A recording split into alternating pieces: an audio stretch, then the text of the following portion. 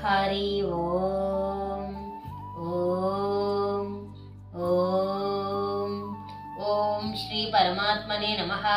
అతః ప్రథమోధ్యాయః అర్జున విషాదయోగః. సంజయ్ ఉవాచ అర్థవ్యవస్థితాన్ దృష్ట్వా ధార్తరాష్ట్రాన్ కపిధ్వజః ప్రవృత్తే శస్త్రసంపాతే ధనురుద్యమ్య పాండవః. తాత్పర్యం: అయితే నిన్నటి వరకు శంఖాలను పూరించారు కదా ఇరు సైన్యాల వాళ్ళు, కౌరవులు పాండవులు ఇద్దరును. అయితే ఇప్పుడు ఏం చెప్తున్నారంటే ఆ ధృతరాష్ట్రుడిని అండ్ ధృతరాష్ట్రుడి యొక్క మొత్తం ఉన్నారు కదా కౌరవులు, వీళ్ళందరూ వాళ్ళ సేనని ఆయుధాలతో రెడీగా సిద్ధంగా ఉన్నారన్నమాట. వాళ్ళందరినీ ఎవరు చూశారు? పాండవులు చూశారు. పాండవుల్లో ఈ శ్లోకంలో అర్జునుడి గురించి చెప్తున్నారు అనమాట. అర్జునుడు ఎలా ఉన్నారంటే వానర చిహ్నంతో ఉన్న పతాకం ఉన్నదన్నమాట అతని యొక్క రథం మీద.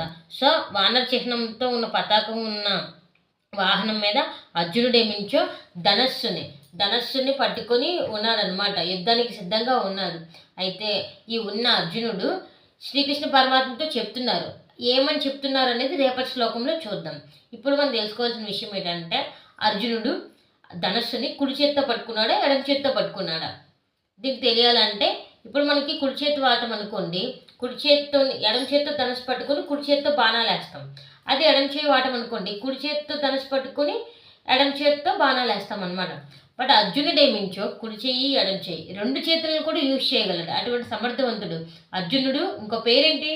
సవ్యసాచి అంటే ఎడమ చేతిని కుడి చేతితో రెండిట్లతో బాణం వేయగల అటువంటి సమర్థుడు. కాబట్టి అటువంటి సమర్థుడైన అర్జునుడు యుద్ధానికి సిద్ధంగా ఉన్నాడనమాట. ఇది ఈరోజు శ్లోకం యొక్క తాత్పర్యం. రేపు శ్రీకృష్ణ పరమాత్మతో ఏం చెప్తున్నారో రేపటి శ్లోకంలో తెలుసుకుందాం. హరి ఓం ఓం ఓం. హరే కృష్ణ.